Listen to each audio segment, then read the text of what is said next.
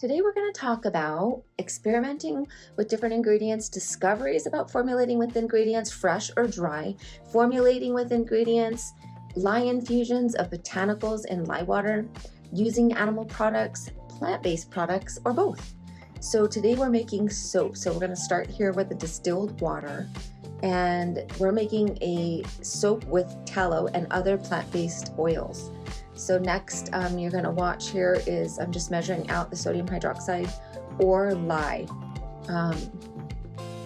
This is important. Of course, I should be wearing gloves, but I've been doing this for a really long time and I'm not real sensitive to lye, and so that's why I'm not wearing gloves.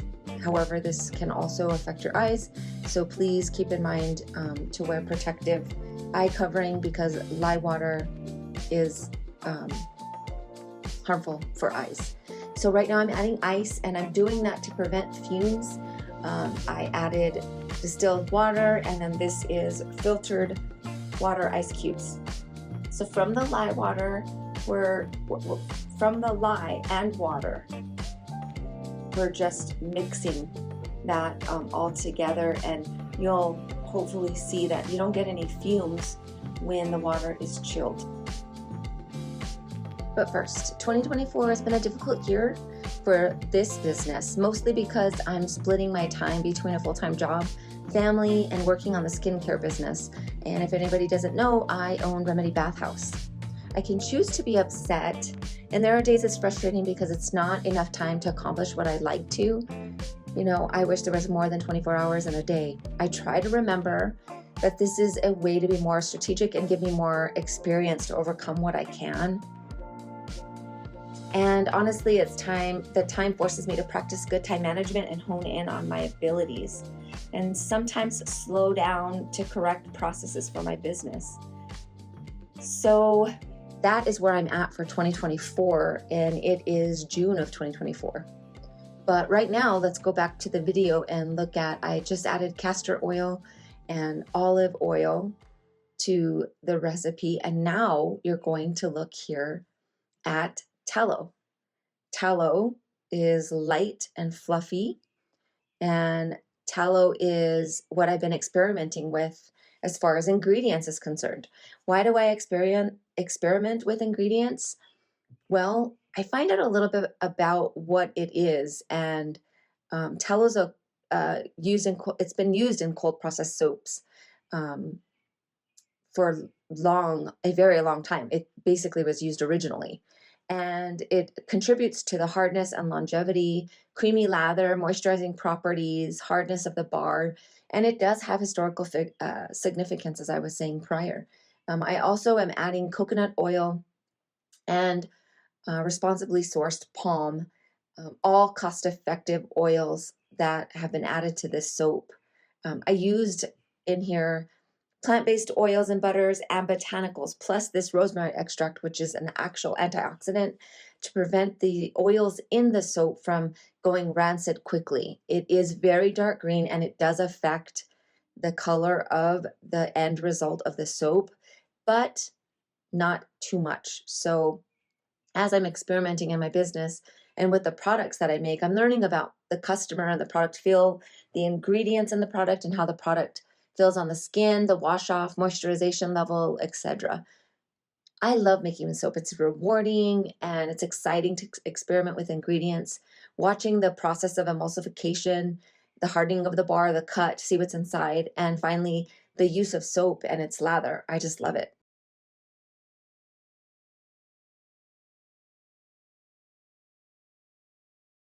So the best part about soap making is choosing a fragrance, and I am of course always making notes and referring back to my recipes, and then I'm choosing the fragrance. So this fragrance happens to be the Remedy signature scent. That is the fragrance that I used for this soap. I have been trying to make the process of soap making quicker, as different things in soap making cause it to be a time-consuming process. So having a recipe planned out, the making of the soap bar, the choosing of fragrance, and then also looking at my current line to see what I have currently and what's going to complement the fragrances that I currently have in stock and the products that I currently have in stock. I want to always complement whatever I'm making with what I have so that when people do buy, they can buy several products and not just one. So there I added the lye water, and you'll notice that this lye water goes right into the soap. Right now we're just blending to emulsify this batter and make sure all the ingredients are incorporated.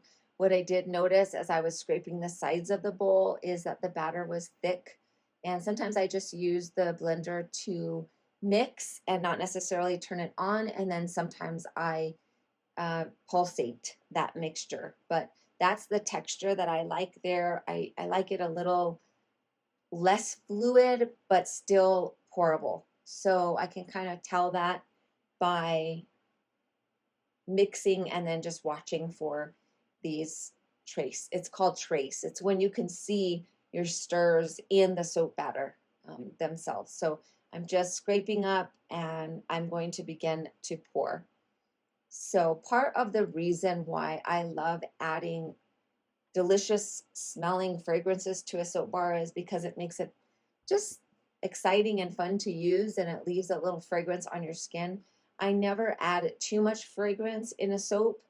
I am very careful with how much fragrance I add in a soap.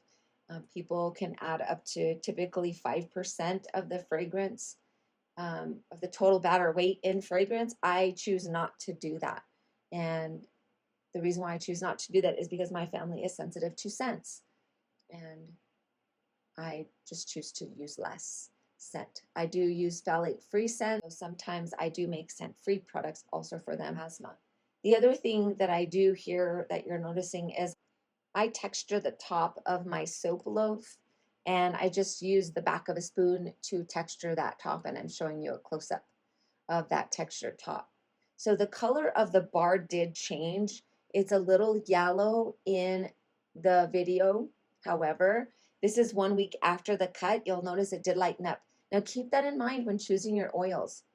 If an oil has a green color to it, a orange color to it, a yellow color to it, that is what your soap is going to and be like as an end result. It's going to have those colors. And sometimes you're going to have to add micas and things to make it lighter. So that Remedy scented bar is right there in the center of this photo. So this message is brought to you by Remedy Bathhouse. We make handcrafted soaps.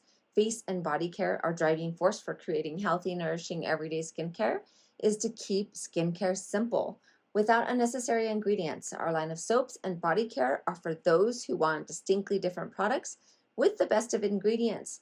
We make real soap and skincare for those who don't compromise on quality. You can find us at www.remedybathhouse.com. You can find us on Instagram, Facebook.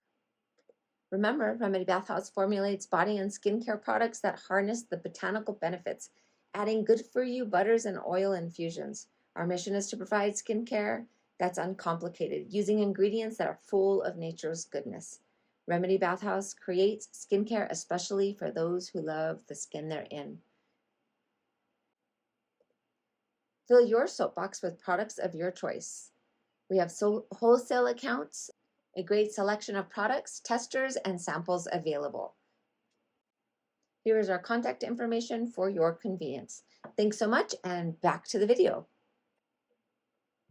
Okay, now we're prepping for our second and third soaps, and I am adding lye to my batches here. I've got 2 batches going, and for this one we are going to do an infusion. So we're infusing lye water with a couple of different ingredients, botanicals to be specific, and I'm going to give you the recipe for these 2 bars. So these were RSPO, so responsibly sourced palm, that's at 30%. Rice bran oil, that is also at 30%. We've added castor oil, that's at 10%. And then we've added olive oil, and that is at 30%. So that total is 100% of oils. If you put your ingredients through soap calc, it's going to give you your ratio for lye and water. It also will give you a fragrance rate and ratio. It will give you information like hardness, cleansing, conditioning, bubbly, creamy values, because when you mix the lye with the oil, it creates emulsification, which will make a soap. It's wonderful. So remember, I also added rosemary into there, and that's rosemary extract. That's what that green liquid is, and that keeps those oils from going bad and turning rancid. I also added sodium lactate. That's 24 grams of each, rosemary extract and sodium lactate. That contributes to the hardness of the bar, which I do love using sodium lactate in my bar, all my soap bars. I don't always use it, but I do use it here. So that's where we're at for this recipe. And this is a rosemary soap. So the next one I'm preparing, and I'm just getting these oils ready for the lye. And keep in mind, I'm adding everything I want to the oils. So that way I can add the lye and then pour the soap. So this one is going to be a turmeric bar. And this is at special request from my daughter. She watches lots of things, and in those things they really talk about turmeric, and so I wanted to make her a turmeric bar at her request. A turmeric bar is a bar that has turmeric in it. So this bar has 12 grams of actual turmeric. Now, turmeric is orange, so there's no other colorant added to this bar because turmeric is very orange. So with the rosemary bar, that's the first one, I'm going to add rosemary powder, and then I have the rosemary extract, and then I'm adding also rosemary infused in the lye.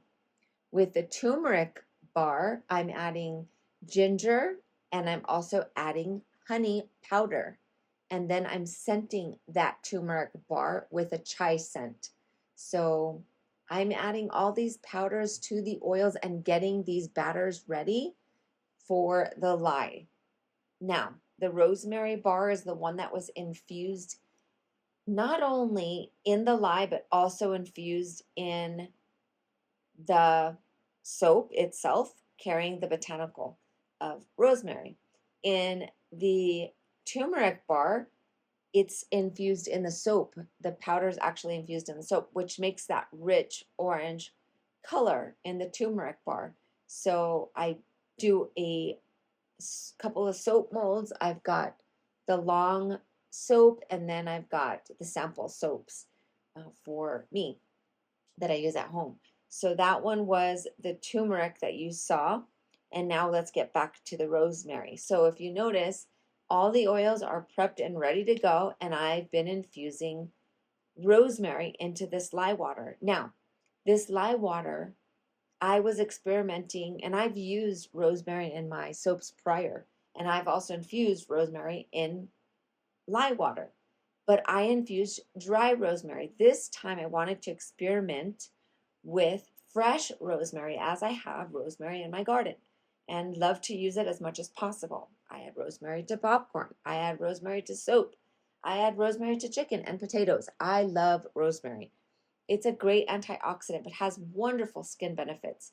And I think it's definitely worth a try if you make soap to infuse the rosemary powder dry or fresh rosemary leaves. Now, with the fresh rosemary leaves, you have to keep in mind that rosemary provides aromatherapy and fragrance benefits, antioxidant benefits, and then it changes the color and appearance. So you saw that dry rosemary go in there, it's very dark green.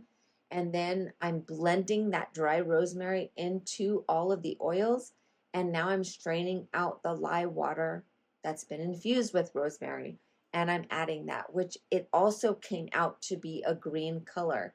So I'm adding my fragrance here because once I blend and get an emulsification, I am going to pour that soap. So Keep in mind the skin benefits of rosemary include antimicrobial properties.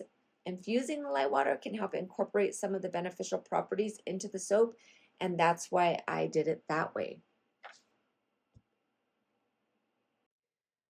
Remember that straining out the rosemary after the infusion ensures that most of the solid plant matter doesn't end up in the final soap. Now, I did add plant matter to it, though. I added dried rosemary, and here's some photos here for you to see. I added it to the top, and then I added it inside the soap. And this is the cut of the bar, and then you'll also see the turmeric bar cut as well. So to conclude this video, and I'm going to refer to some notes. I'm going to be looking around here a little bit, but I love making soap because it's a great option to natural skincare for a few reasons. So being able to mix natural ingredients into the soap, I love the benefits of that. I love the natural oils, the natural butters, the botanicals, and their infusions, hence why my company is called Remedy. I believe that there is health benefits in our botanicals and in those oils and butters. And so I love that part of it. I also love the customization. When making soap at home, you have full control of ingredients and formulations, and it allows you to tailor the soap to your specific skin type and need, whether you have dry, oily, or sensitive skin, or even acne-prone skin. Moisturizing properties make handmade soaps more spectacular, in my opinion. So I like mixing different types of oils, like coconut oils and tallow and responsibly sourced palm. I also use rice bran. I love the qualities and properties in all those. Hemp oil I've used, but that is very green, so that does affect the color of the bar. I like to also avoid any harsh chemicals, so anything processed on store shelves, I believe have more chemicals than necessary, so I try to make as much as I can from home, and that's why I started this company. I also like additives like oatmeal or milk or essential oils in soaps, so I will add stuff like that. Essential oils sometimes provide antibacterial properties and things of that nature, but they can be irritating at times, so we have to be careful with that. You can infuse dry rose petals in your soap. You can infuse it just in the lye water. You can infuse turmeric into the lye water and then strain it out. But I like having that botanical inside the soap because I feel like it helps to clean the skin and it gives a little bit of roughness to the soap. So when you do rub the soap directly on your skin, you also get some exfoliation benefits. So the other thing that soaps provide, or making your own soaps, is you get to learn, and it's a very creative process. You get to control the ingredients, you get to customize the ingredients, you get to use the natural ingredients that most commercial soaps don't have, and most commercial soaps aren't called soap because they're not, they're detergents. So we get to make soap from handmade soaps. Now you'll notice in that rosemary bar that I made, there are some glycerin rivers in there, and there's some glycerin chunks in there. I believe because I used fresh rosemary, it contributed to the way that soap looks, and I don't mind it at all. It doesn't hinder the use of that soap. In fact, it makes it more spectacular and more unique. So you'll notice that, and I'll put a picture up here so you could see that. You could also avoid allergies. So my son is allergic to nuts, so I don't use almond oil in most of my products. I use other oils like rice bran or coconut or things of that nature. So there's also, you get to use tallow, and that is an animal-made product. Tallow is rendered from the fat of the animal, and it's a cow. I like using that. There's also honey and beeswax that you can add to soap. Honey is a sugar, so it makes the soap hotter when it saponifies. But beeswax makes the soap harder. But that is considered a non-vegetable product, or it's considered a nutrient-rich product, but it is derived from an animal. Even though bees to me are insects, it's considered an animal. So traditionally, many animal-derived ingredients have been used for centuries in traditional remedies, and it gives consumers a sense of trust and reliability in these products. I like the natural and organic appeal of using natural soap made with natural butters and oils. So that's it for me for today. I hope you enjoyed the video. I hope you learned something. I gave the recipe away for the second set of soaps, and I hope you enjoyed it. Thanks for joining me. Bye.